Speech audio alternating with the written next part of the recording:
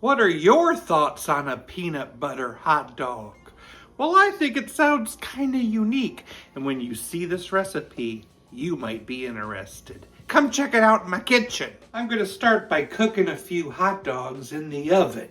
Grab a small bowl. Let's make a peanut butter sauce. We need a 1/3 cup of peanut butter, 2 tablespoons of soy sauce, a tablespoon of honey, and a teaspoon of sriracha.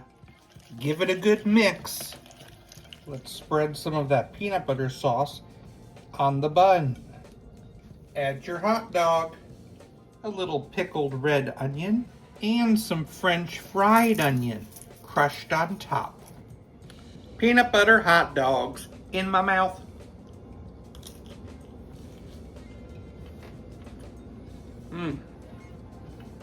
A very fun combo of flavors. Those crunchy fried onions on top. Love it. It's very unique. I can dig it. I think I'm going to give it a 6.2 out of 10. What breed of dog loves taking baths? Shampoodles.